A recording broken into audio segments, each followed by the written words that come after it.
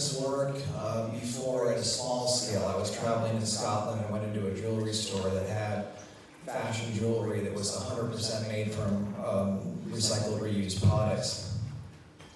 And they sold that stuff for the price as if it was like silver and gold. And they seem to be doing fine.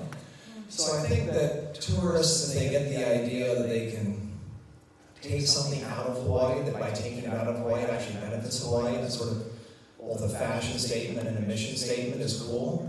I think the key, and I should probably have Millie talk about this because she knows more about it than I do, but I think the key to making it more than just a small scale success is going to be getting other artistically talented people to scale it up and really focus on social media, some kind of the co-branding. It's just in little shops here and there.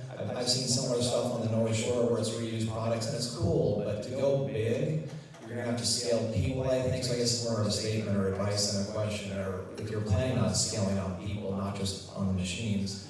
And really, you did talk about the social media side, and even maybe something like Kickstarter. This is the type of stuff where there's a sort of a value statement behind it that I see being successful on things like Kickstarter. I don't know if you've thought about that before. I actually have, yeah. Just need some help with that.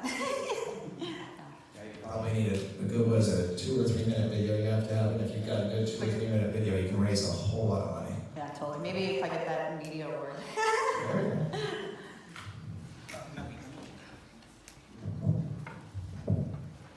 So have you looked at any models that have worked in other areas that you can model yourself after?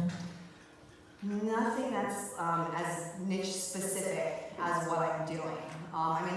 I've looked at other manufacturing models for bag production, jewelry production, things like that, that I can model my production in similar ways, but because of my resource procurement and some of the unique processes involved, I haven't seen anything specific to upcycling, but I've certainly been doing my research when it comes to bag production, jewelry production, and stuff like that. And what's the impact on our environment in order to produce your products? Well, actually, it is a positive impact because I'm only diverting materials from our landfills, and I actually use the least amount and the most energy efficient processes possible. So there are some places where I can automate and mechanize, but I'm still able to use non-electronic machines in order to produce that. So I try to be very mindful that we're not creating toxic byproducts when it comes to melting our plastics. We melt at low temperature and keep air filtration. So I'm trying to be very mindful 100% across the board as far as if I'm upcycling and diverting materials from the landfills. It's just as important to me to not be using massive amounts of water and to not be using electricity unless I can tap into more things like solar. So I'm trying to be 100% well-rounded because that's just who I am with the mission of the businesses. Yeah. I was actually just meeting with a company from Elemental Accelerator, which is based on Oahu, called Yerdle, Y-E-R-D-L-E. And I would suggest maybe looking into them. They are actually kind of recycling clothes, like say, and partnering with companies like Patagonia, where someone's got like an older jacket and they refurbish it, and actually, you know, a lot of millennials are willing to pay even more because knowing it hasn't made an impact on the environment. So I think a lot of partnerships like what Murray was talking about could be really beneficial as complementary products to some of these other companies and what they're doing.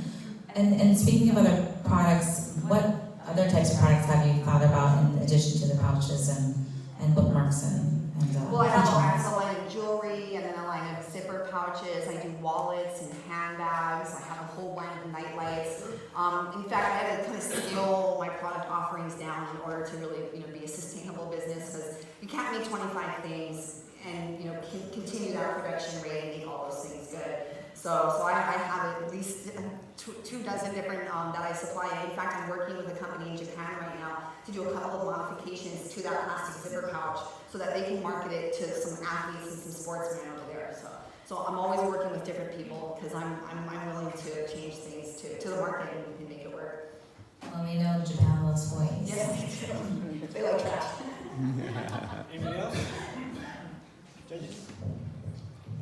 All right, let's have another.